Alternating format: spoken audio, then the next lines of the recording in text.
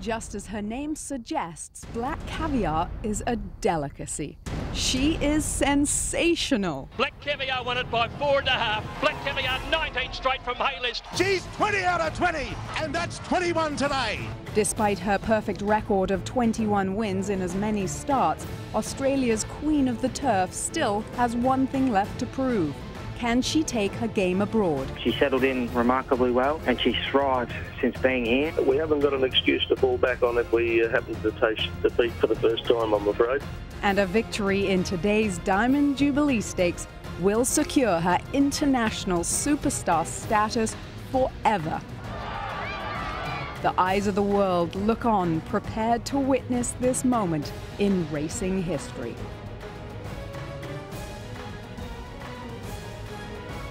It's closing day at the Royal Ascot meeting.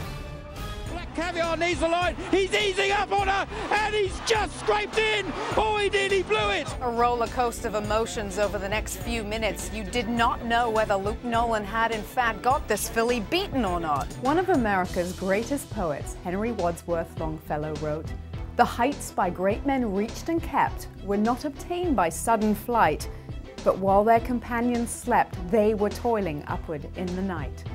I'm not here to pay homage to the efforts of great men. I'm here to honor the accomplishments of one of the finest racehorses to have ever lived.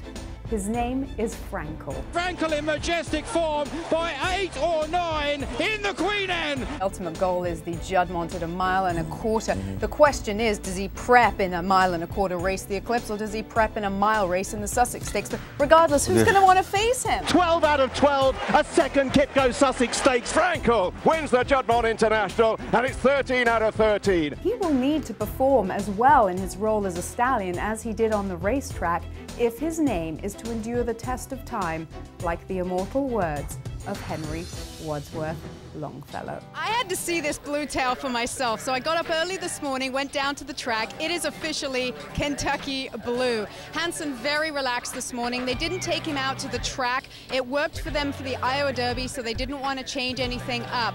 He's also going to sport a blue bridle for this afternoon's race, and Dr. Hanson said he's going to donate 1% of the net winnings to the Make-A-Wish Foundation. Hanson is all out on the outside now. Macho.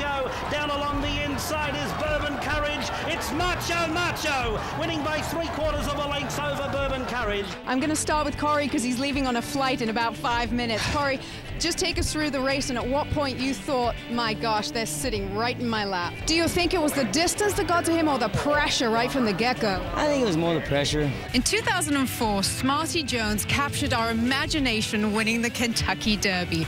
8 years later, his connections, trainer John Service and jockey Stuart Elliott, hope to get back to the Derby with Ill Conceived.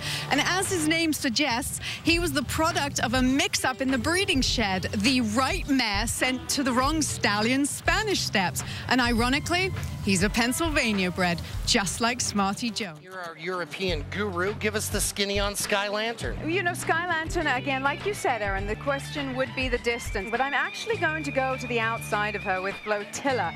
They also paid $100,000 to nominate her. She was more of a last-minute decision. And when she ran fourth in the Criterium de Police in the Marcel Boussac, Wow. You lost me there. Hello. Did you have something in your mouth? I got halfway there.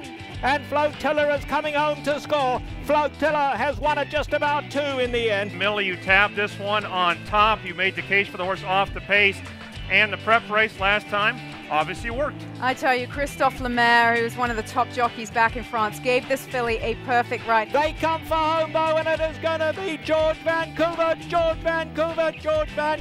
to win it. Once again, the juvenile turf goes to the Europeans, as I now introduce you to Grinder, a professional poker player. If you'd be kind enough, please, to do the honors. Mr. Tabor, you seem to have figured out the right kind of horse to bring to the juvenile turf. Was it about George Vancouver proving his hype early on in the season, or was it just validating it?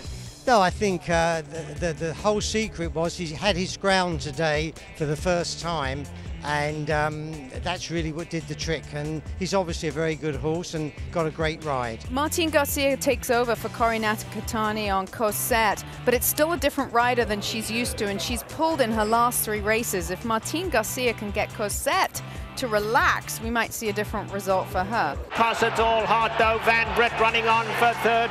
Cossett's going to hang on. Cossett all hot. Cossett one at the neck. This is an important angle to look at. Alameda's been riding this mare regularly, and they're just they're good riders, both of them, but two very different riders. Martin is a strong rider, and he's used to riding Baffert horses, which have so much speed.